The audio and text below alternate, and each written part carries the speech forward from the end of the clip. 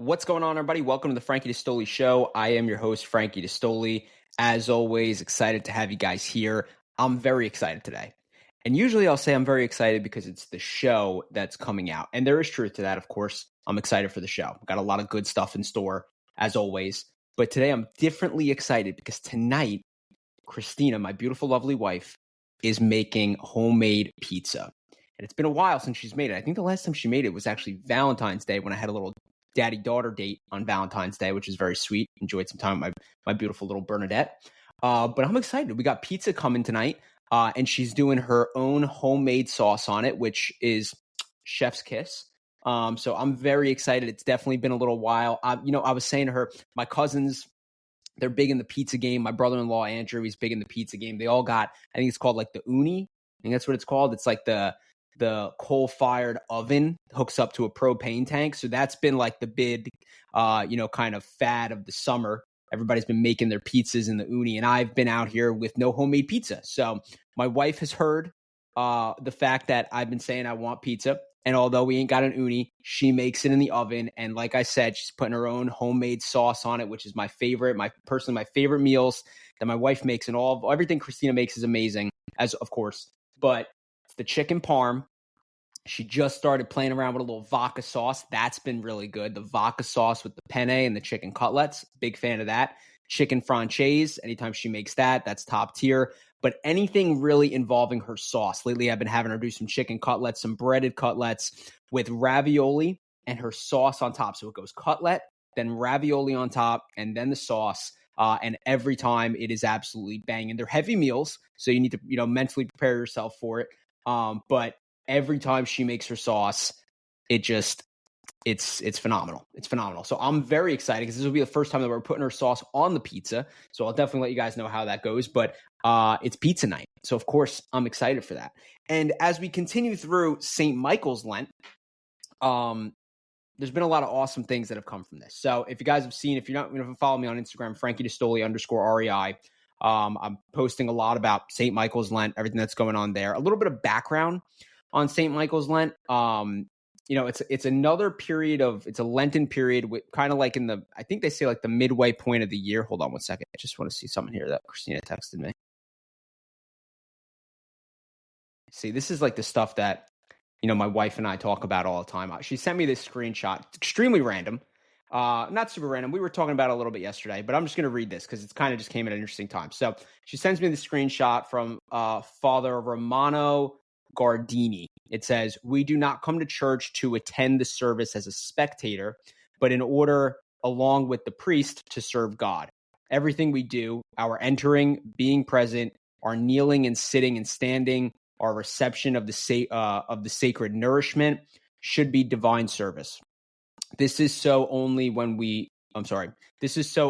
all we do overflows from the awareness of a collected heart and the minds of attentiveness." I probably should have read this first before I started saying it to everybody.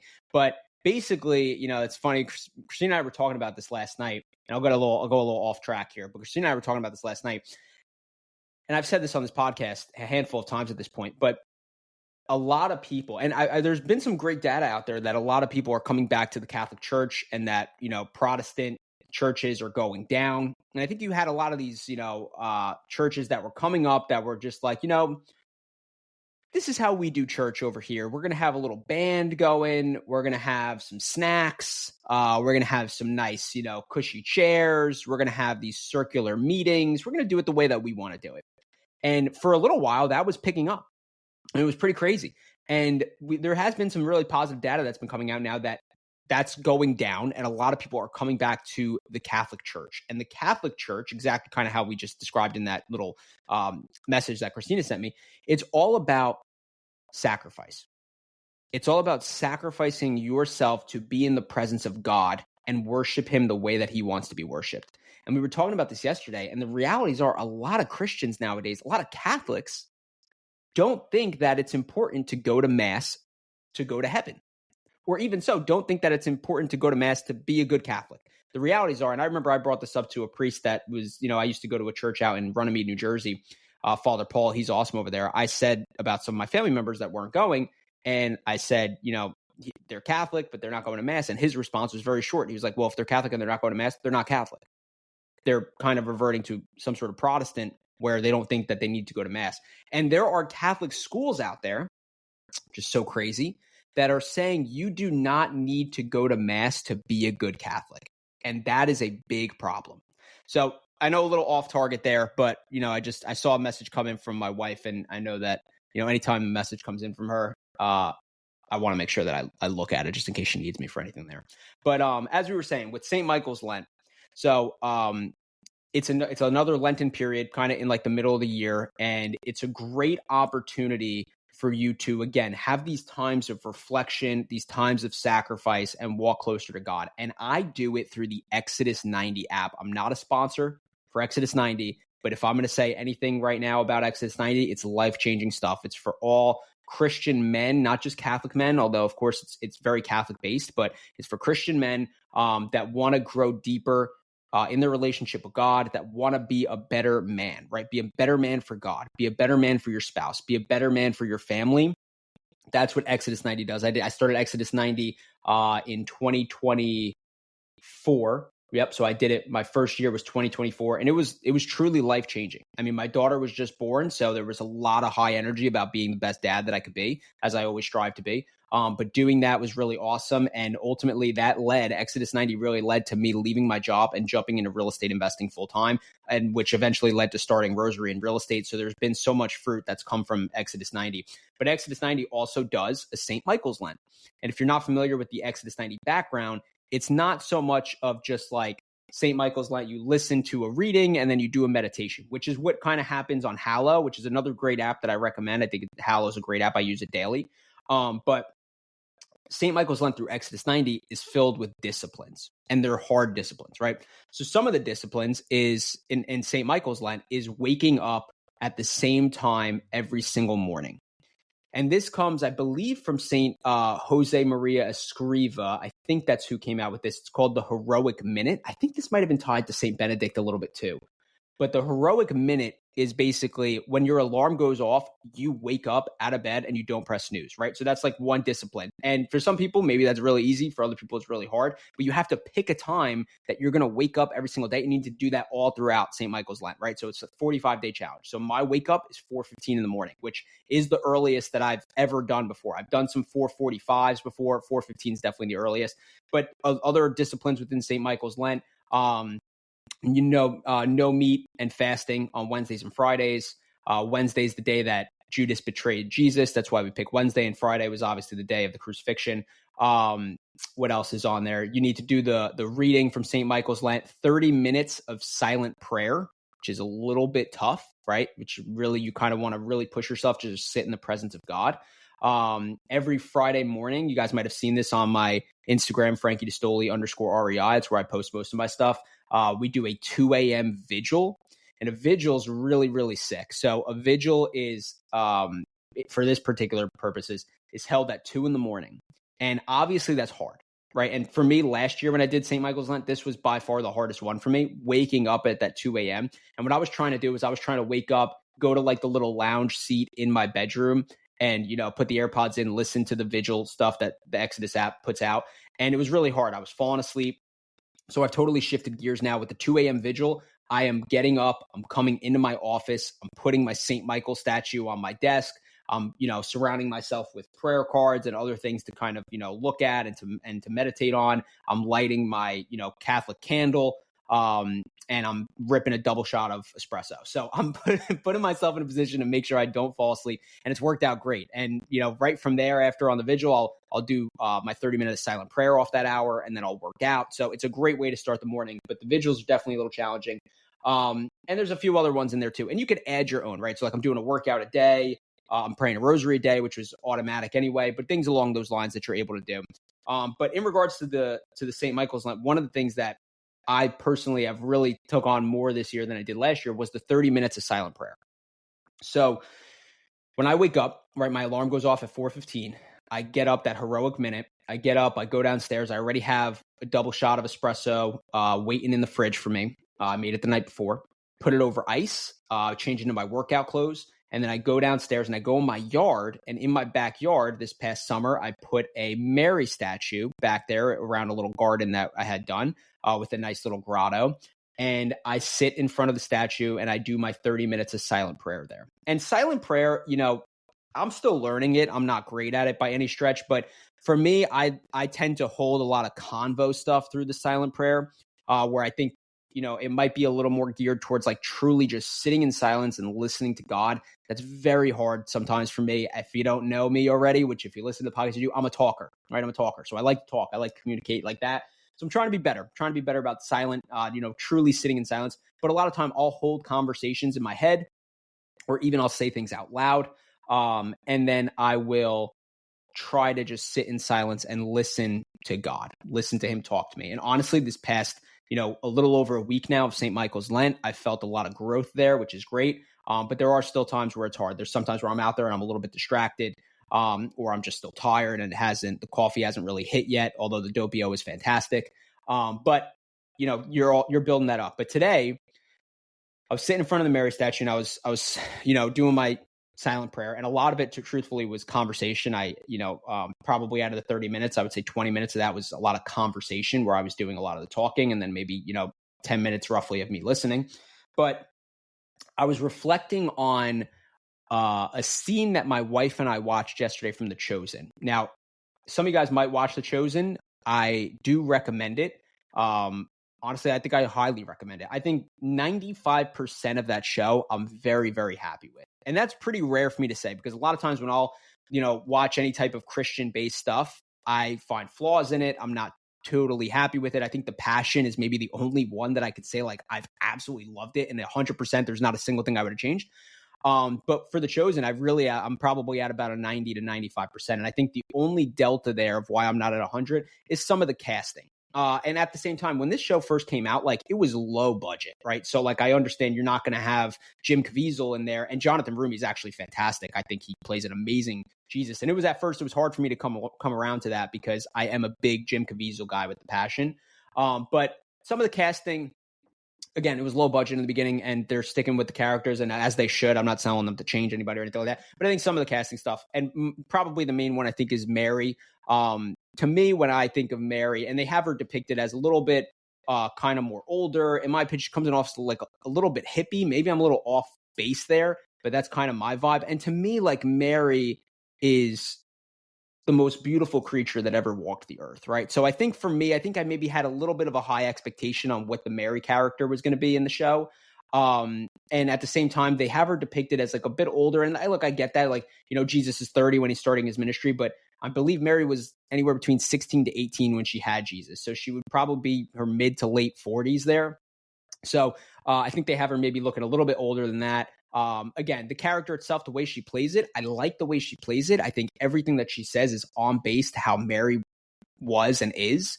But again, that's just my 2 cents in regards to some of the casting. I think some of the casting was a little bit off, but outside of that, I mean, there has been times where that show, watching certain scenes, like, I was on the brink of tears, right? And I'm not afraid to say that. Like, real men cry, and that's the truth. All right. In the Bible, the shortest verse in the Bible is Jesus wept. So if you think like, oh, I'm a man, I don't cry, I think that's off. I think that's off kilter. I think you're selling yourself there. There's been scenes like that where, I've been very close to tears. I think some of them are really, really moving. You want to put yourself to tears, go watch The Passion, where Jim Caviezel's getting hit at the pillar. That'll really rip you. But, we were watching the scene yesterday, and we've been watching it for a couple months now, but we were watching the scene yesterday of Simon Peter walking on water to Jesus.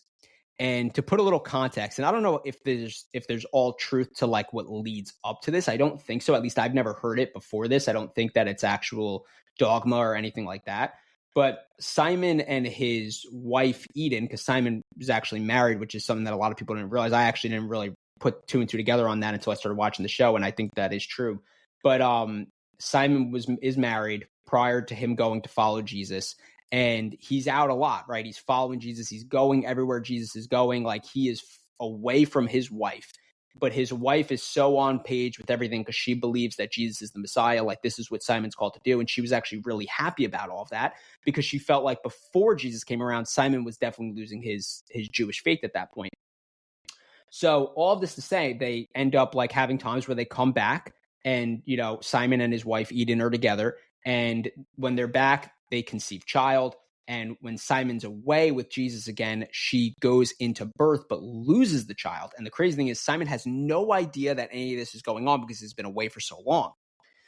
So when he comes back and he sees things are a little off with his wife, they start talking about it and she starts explaining it to him. And there's all of a sudden a lot of this resentment from Simon to Jesus, not so much in the fact that he doesn't believe that Jesus is God and the Messiah and everything that he's seen and everything that he's done is real, but more of the fact of like, Lord, I am one of your closest servants.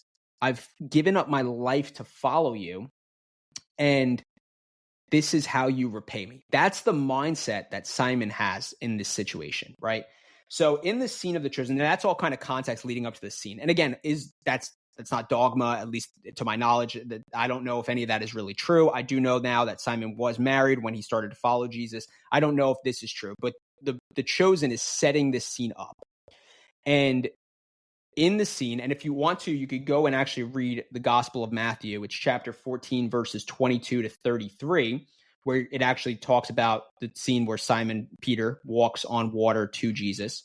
But in The Chosen, it's very similar. There is some dialogue in there that's not in the Bible, so I'm sure it's fabricated, but it all is actually really good. So the disciples leave from where they were just recently at, where Jesus was doing his preaching, and they get in a boat and they are going back over across the sea. And as they're going back over, a storm starts significantly picking up and there's a lot of waves and it's getting pretty crazy. And they look out into the distance and they see a man walking on water. And at first they think it's a ghost. And as Jesus gets closer to them, he says, "Do not be afraid, it is I," right? And they realize that it's Jesus. And Simon Peter says, "If it is you, Lord, command me to walk on water." And in The Chosen, Jesus says, "Do you have the faith to walk on water?" And Peter says, "Yes." So he gets out of the boat and he starts walking on water. But before that, this is where the dialogue kicks in. Simon and Jesus have a little exchange here. And the exchange is basically saying, why are you helping other people? You are helping strangers when your own people need you, when I need you. And he's upset. He's visibly upset here. He's angry. He has this resentment. And it's so relatable to so many people who are away from God now because of something that's happened in their life. And as this is going on, as they're having this dialogue, Jesus says this, and this is where it really hit home for me. He says, "Why do you think I allow trials?" And again, this isn't in the Bible, but it's very obvious related to exactly how I think Jesus would respond in a situation like this as well. And Simon Peter says, "I don't know." So literally what he responds in the show, "I don't know." And at this point, it's probably so far past him, he doesn't even care. Like, he's just upset. And Jesus says, "They prove the genuineness of your faith and they strengthen you." And that hit home for me, right? And I think the way the world is that, right? There is hardships in the world regardless. And I think a lot of people, what they don't realize is they can't see past the trials. They can't see the virtue that's gained from the trials. They can't see the beauty that's to come if they keep that faith, if they push forward. So a lot of people will hit that obstacle and they'll stop there. And that's where the resentment is, right? Like, just imagine Peter said, "I'm not going back to follow Jesus. My wife lost this baby. We lost this baby. I'm taking her. We're going and doing our own thing, and we're not following Jesus anymore." Do you think he would be healed? No, that's not how it works, right? And what Jesus is pointing out here is these trials, they strengthen you. They prepare you. They make you better. And it's hard to understand that. But look at the world and the way that it is. Take like childbirth, for instance, right? And I'll throw a few examples out there. But childbirth, for instance, there is a hard labor, right? That's a cost of original sin. By the way, bringing it all the way back to Genesis, right? When Adam and Eve ate the forbidden fruit, that was the start of sin. That's why there is pain in the world in the first place, right? That's the OG start of it. They were in the Garden of Eden. Life was fantastic. God's creation, all of that stuff. Disobedience led to pain in the world. That's where it all started. But childbirth, labor is painful. That's a byproduct of the fall, of eating the forbidden fruit back in Adam and Eve times. But what comes after it? The birth of life. So pain, struggling, hardship leads to life, right? In the form of a baby. And you know what? It's so funny. My wife and I, thanks be to God, we have 2 kids, right? We want 8. At least I want 8. I think she might be at 5. But we're both in the sense of like however many God gives us, we're happy with. But it's like after she had the baby, it was, I don't even know, it was maybe not even a month that she totally forgot the pains of labor and was like, yeah, I could do that again. Like I want another baby, basically, right? So like it's the child afterwards that takes away the pain. It makes all the pain worth it, right? And look at some other examples too, like, bringing it down even further, like a caterpillar bursting out of a cocoon. It needs to go through that transformative process within the cocoon in order to burst out into becoming a butterfly. Look at like athletes like Michael Jordan, right? Who got dubbed in high school, didn't make like the high school team. Or look at like Tom Brady, who got picked in the 6th round. Those guys, they'll never trade those trials, right? They would never trade. Michael Jordan wouldn't go back and say, yeah, I wish I would have made the varsity team immediately, or I wish I made the high school team. Tom Brady wouldn't have went back and said, yeah, I wish I would have been the 1st round draft pick. Because through those trials, they became the people that they are. If Tom Brady was picked first, who knows what would have happened, right? I mean, look at a guy like Baker Mayfield. And again, if you don't know football, I'll just kind of give you some brief breakdown here. I loved Baker. I thought Baker was great. I actually like Baker a lot more now than I did before, because when Baker was the number 1 draft pick to the Browns, he was absolute trash. And the realities are because he went in thinking he was the man. And he got a reality check real quick. And the Browns organization is a total mess, let's be honest. But he got a reality check real quick. And now what happened? He failed in Cleveland. They sent him to, I don't even know where he went next. Was it Carolina or something like that? But he failed there also. Then he went to the Rams, had some sort of like light there, and then ended up on the Buccaneers. And now he's amazing. Well, maybe not amazing, but he's really, really good on the Buccaneers. And he's a lot more humble. And now he's probably the best player that he's been. And through those trials, he strengthened himself, right? And that's life, guys. And this is, again, what I really, really liked about that is I thought that line was so good in The Chosen. And it's just the truth. And again, it's hard to grasp that. It's hard to accept that, but that's what it is, right? Through your trials, through your hardships, it's a test of your genuine faith in God and for you to continue to power through. Again, a lot easier said than done. But you got to remember that. And then moving in through the scene a little bit more. So Simon is walking on water. He gets out after this exchange with Jesus. He gets out. He starts walking on water. And he's walking towards Jesus. And at this point, he's continuing to pursue him. And waves start crashing around him very aggressively. And then he falls down, right? He falls into the water. He says, Lord, save me, and he falls down. And what happens here is he took his eyes off of Jesus. And again, relating this to life, this is so accurate, right? And I see this with myself too. It's like I was just saying, when I did Exodus a couple years ago, and I left my W-2 job and jumped into real estate investing full time, it was very much like this. Like I relate a lot of this to this, right? It's like walking on the water, and you're like, oh my gosh, like I'm doing this. Like I am literally walking on water with Christ.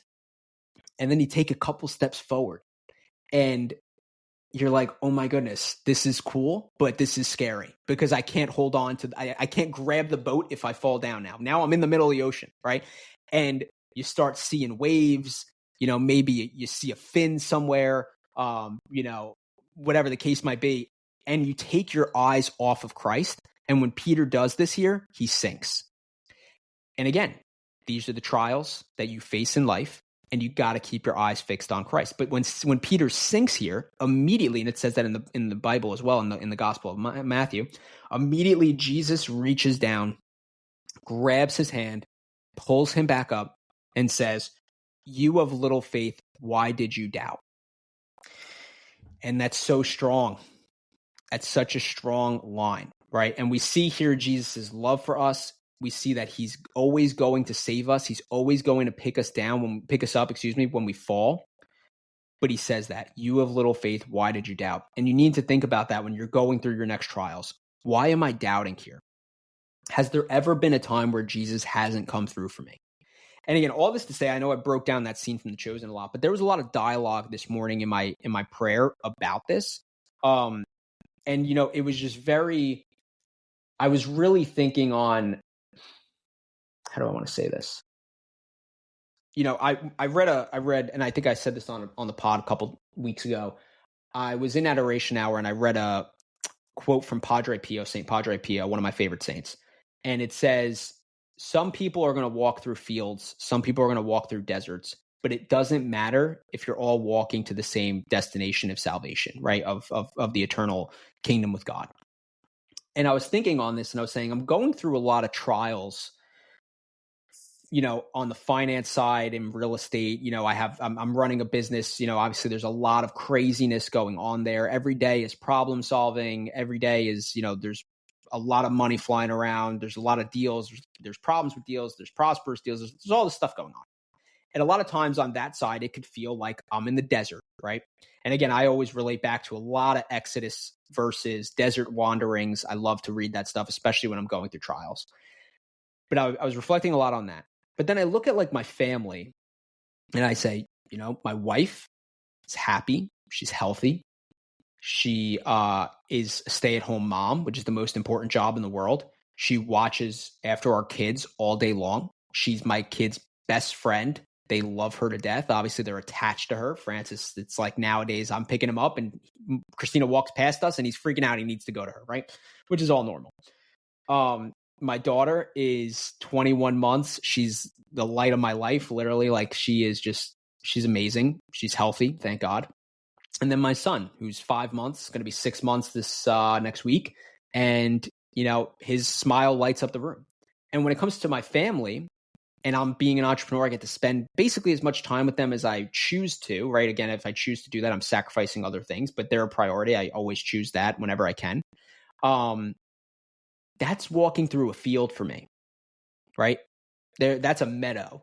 There's flowers all over. There's beautiful waterfalls and nice trees. That's awesome. And I'm so blessed to have that. And yeah, sometimes on the real estate side, the finance side, it feels like I'm walking through the desert. There's a lot of hard times over there. Growing a business is not an easy thing. I'll be the first to tell you that. But I'm thankful for both of those because the trials that I'm facing, the real estate, they're only going to make me a better investor. They're only going to make me more grateful when I'm able to provide for my family the way I want to provide. And for my family, it's a reminder that I can't take that for granted. And again, there's always going to be hardships for anybody that's going through it, right? And I've talked about it before. My wife and I, we had, this is a great opportunity to bring this back. My wife and I, we had a miscarriage. We got married. And basically, like immediately after we got married, we got pregnant, which was awesome. Very, very blessed for that. I know it's not always that easy for a lot of people, and we pray for those people. When we went to our honeymoon in Hawaii, my wife started feeling a little nauseous and stuff, but we were on a boat, figured it was like seasick or whatever. And then when we got back, a couple days after we got back, she took a test. She saw that she was pregnant. And I remember driving to my cousin, I think it was his 30th birthday party. I was driving at night. We were going out to dinner. And I remember we had just found out that she was pregnant. And I was like, oh, this is the greatest thing ever. Like, I'm so excited for this. Like, Lord, thank you so much for this. Like, and before that, I think this is actually really important to say. Before that, I prayed before we got married. I prayed for 1 year of just me and my wife, just me and Christina, to not have a kid for 1 year. That was my prayer, right? And again, saying this back, it sounds really silly to pray for that. But that was my prayer. I wanted 1 year with my wife before we had kids just to enjoy each other. And then she got pregnant immediately after we got married. And I was over the moon, right? I was like, this is amazing. Like, that's awesome. And a few days after that, she had a miscarriage. So it was early, right? It was just 5 weeks. But for what, I know as a Catholic, this is our faith, this is what we believe. The moment of conception, that baby is alive. There is life there. So we lost a child. And that child, we might have never seen it face to face. We might have never been able to hold it. But all that child knew was happiness in my wife's womb. And we lost it. And it was by far the hardest couple months for me and Christina. It was hard. She was obviously devastated, as was I. I remember coming back from the hospital and, them officially confirming that it passed. So it was very, very hard. And a few months later, after some recovery and some trial and, questioning why did this happen, right? Because we were faithful Catholics at that time as well. She conceives again. Thanks be to God. And my daughter Bernadette is born on our 1-year wedding anniversary. And again, even just saying this again, it gives me chills because it's a reminder of that prayer that I prayed, right? I prayed for 1 year with my wife just to enjoy each other. And in my head, I thought that's what I wanted. But through that struggle of losing that first baby, and now this beautiful gift from God on our wedding anniversary, we have my daughter Bernadette, who I just said is the light of my life, right? And that is the beauty that comes from the trial. So all that to say, there's going to be hardships, right? And I think that's seen from the Chosen. Even if you don't want to watch the whole show, right? Because it's great. Like I said, I'm 95% recommendation on that, and I 100% recommend it. I think I'm 95% happy with it. Again, the casting, like I said, sometimes, but I would just go on YouTube and grab that clip. Jesus walks on water with Simon Peter. Look that up. The Chosen posted it. It's like 10 minutes. And I think you'll be really moved by that. And I think maybe if it moves you enough and you really enjoy it, then maybe you'll watch the show as well. But I highly recommend it. I'm gonna stop it there. I had some other stuff planned, but I'll make some other episodes around that. But again, when you have those trials, keep the faith. The Bible is comfort.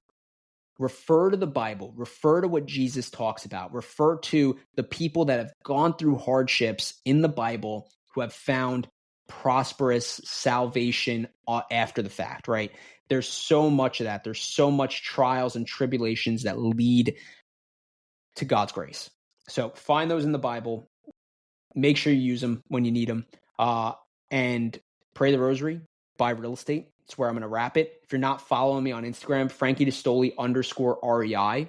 You could also follow Rosary and Real Estate. And you could also follow the Frankie D'Astoli Show. It's the podcast platform. I haven't been posting much on the Frankie D'Astoli Show. I plan on really starting to launch some stuff there. But start following those. I'm going to get a lot more of these out. And I'm excited about it. So thank you guys for listening. And I'll talk to you on the flip. Peace out.